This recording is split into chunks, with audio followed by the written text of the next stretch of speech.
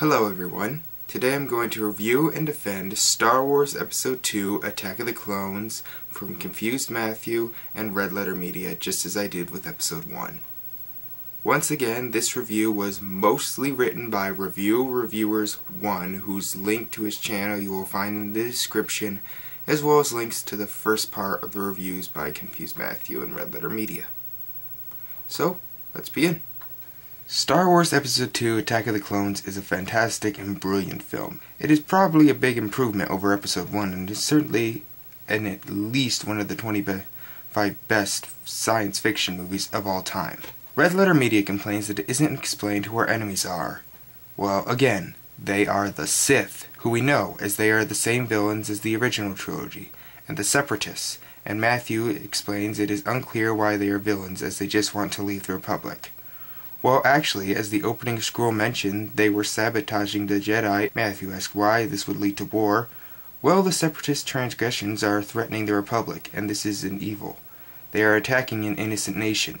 This happens a lot as soon as Separatist nations become independent. They start exploiting neighboring countries. They aren't just trying to leave.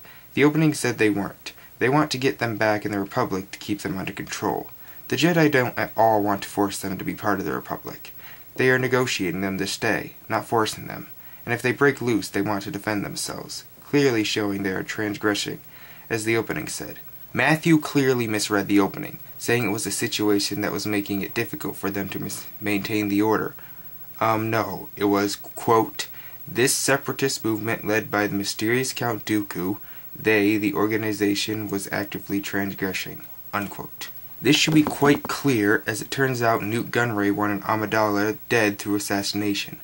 The Trade Federation is a member who invaded an innocent planet in the last film, and since they are creating armies to overwhelm the Jedi and force them to submit to their demands, they are blackmailing and exploiting them. And he complains that we don't know what the demands are. Well, how does that matter? They are trying to get these demands through force, even when the Republic owes them nothing. Again, it's blackmail.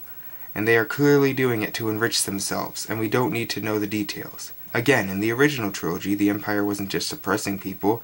In Lord of the Rings, Sauron just wanted to cruelly rule. We also did not hear in what kind of specific details he wanted to rule. In larger conflicts, the stakes aren't made too specific to make the conflict more epic and global. Blackmail and transgression are simply evil. And I mean, they kidnap Obi-Wan, Anakin, and Padme and try to kill them. That is why they are our enemies. Plinkett, we did get to see the bad guys doing something bad. We saw them kill innocent people, and the Jedi who tried to help them. Add the scenes with Nute Gunray and Dooku did explain the situations clearly. Matthew again complains about Padme's vote carrying so much weight. Again, she is the leader of a movement. Oh, and Plinkett complains it makes no sense anyone could pose as a senator, replace one, or propose legislation for one without consultancy. Well, Jar Jar could replace Padme as he was a loyal friend and although clumsy, did know about politics, and he could propose things for Padme as there was no clear control system for representatives, which is a flaw of the system. Because it was flawed, systems that succumb to corruption and fall. Also, Matthew complains Yoda, Vader, the Emperor, and Obi-Wan never discussed the prophecy in the original trilogy is rather weak, as Luke did have some special powers and a destiny in place of his father, and more wasn't said about this. This was kept vague, so obviously needed an explanation that wasn't in the original trilogy. And they never discussed the prophecy as the Emperor is manipulative, Vader lost faith in it, and Obi-Wan and Yoda were keeping secrets all the time to spare Luke's psyche. Also, Matthew complains Obi-Wan went to the library to search for Kamino while he had coordinates. Well, not specific ones. He wanted to know exactly where to go and not have to search. Also, of course, some planets Yoda doesn't even know about. Dexter knew about it because he obviously wasn't from the streets. He works at a bar and has seen many different people. Also, Padme was sleeping in a room with windows because, as we saw, there was a force field around it and this was disabled. The reason the assassin used bugs is because the Jedi cannot easily sense more subtle danger. Jango, in fact, mentions this at one point. Jango hired another assassin so he can't be easily tracked, and he takes out Sam so she can't tell them where he is and who he is.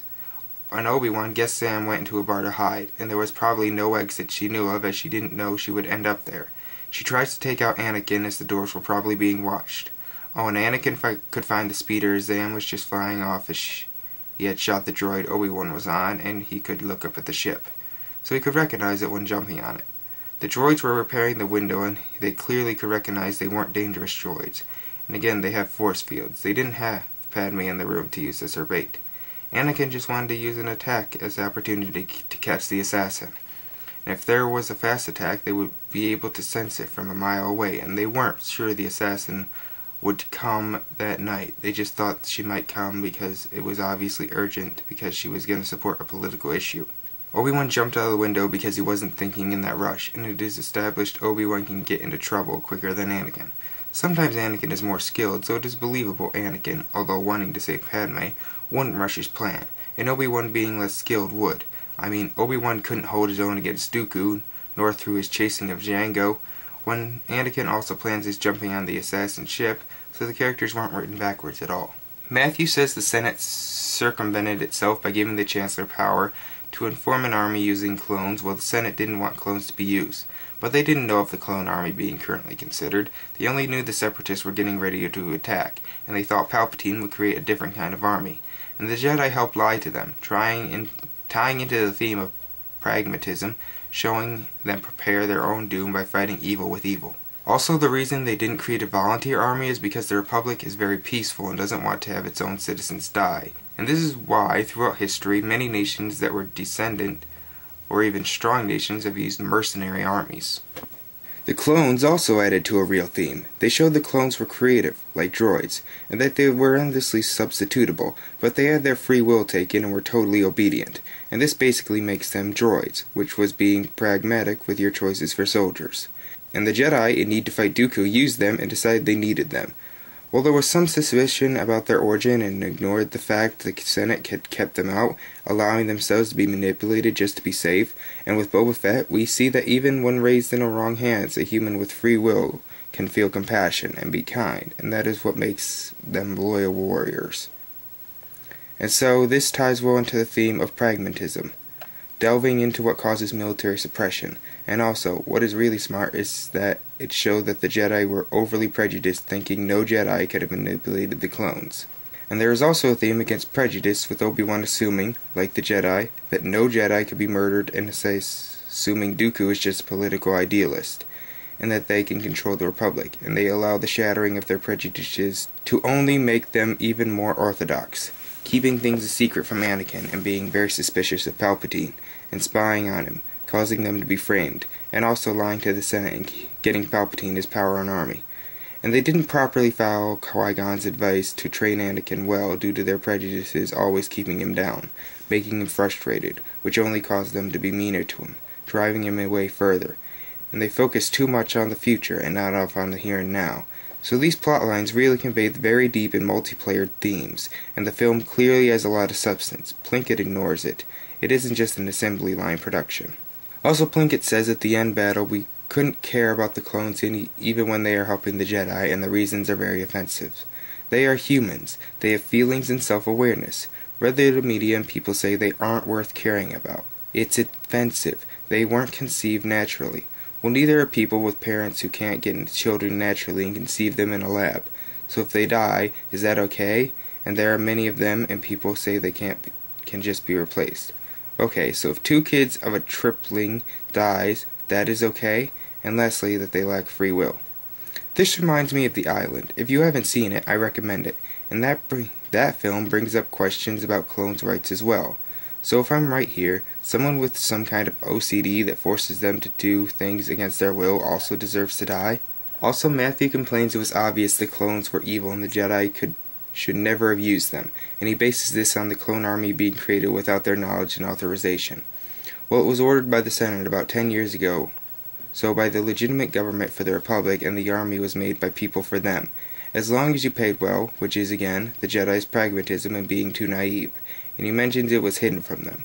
Well, yeah, and that was suspicious, but the army's still ordered by the Senate, and the Senate was probably just suspicious of them. And he mentions that Jango was associated to the Separatists. Well, yes, Jango Fett was a bounty hunter, who often worked for multiple factions, just like Boba Fett worked for Jabba and the Empire, and it was just the template they used. So this does not at all mean the clones were associated to the Separatists, and the Separatists didn't mention anything about clones.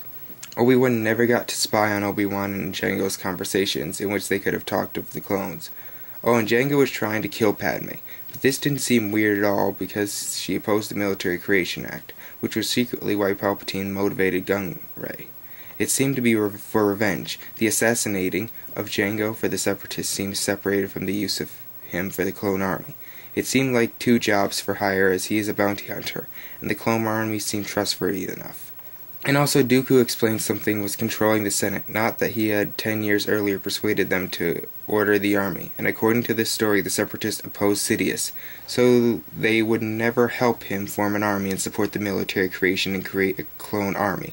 So the only way all these seemingly coincidental and disjointed pieces could fit together was if Dooku was actually working for Sidious and helping him use the Separatists.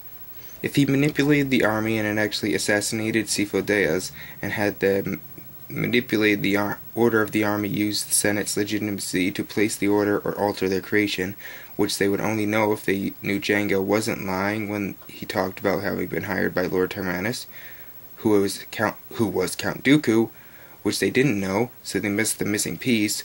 Oh, and they were only mildly suspicious because Dooku is a traitor, and he had no proof, guilty until proven innocent. If a criminal accused the president, should we arrest him or the president? Also, Plinkett mentions Jango was trying to kill Padme, who opposed the Military Creation Act while helping create an army. So Palpatine would be behind it. Or anyone who supported the Military Creation Act. And Palpatine actually acted like he believed in negotiations, and he mentions the order was placed around the time Palpatine became Chancellor. Yes, so it was the same year. A lot happens in a year. I would plug a 9/11 conspiracy theory in here, but I'm not having a war in the comments. So it was actually a really smart mystery, Palpatine manipulating the Senate in order to order an army. Well, he was settling in as Chancellor. And because the Senate ordered it and the Jedi placed the order and the Caminos aren't hostile, it seems legit. He keeps the Jedi out so they don't check on him, which alone isn't suspicious enough, and he has Dooku kill Diaz and manipulate the army. And when Jango tells about this, they believe he is lying, and when he has Jango help the Separatists, he seems to be multitasking, and Gunray seems to take revenge while he actually gets her replaced by Jar Jar, and the two seem unrelated. And when Dooku gets them to be suspicious, they only become mildly suspicious and assume he is lying, and the conspiracy seems unrelated to the clone army, and Dooku helping tie all this together is kept out, so he withholds a crucial piece of information to keep them in the dark, makes the army seem legit while he manipulates it, and makes Obi-Wan discover the Separatist army starting the war, and allowing them to make him become dictator, and he covers up his assassination of Padme through Gunray, and that the army was manipulated was conveyed subtly by Obi-Wan mentioning he assumed Sifo-Dyas was killed a bit before they used Jango, meaning he only used to make the army legit, but they weren't at all sure, and Jango seems to be lying, saying he worked for Lord Tyrannus, a name mentioned once at the end of Episode 2. And so now Palpatine is a dictator and has an army that can help him kill the Jedi and enforce his rule and become the bulk of the Republic army that can keep the other troops in line, get installed with the authority of the Senate, and he can backstab the Jedi. Got all that? Well, that is all for now. So please remember to check out Reviewers 1 down in the description, and I will see you next time. Bye.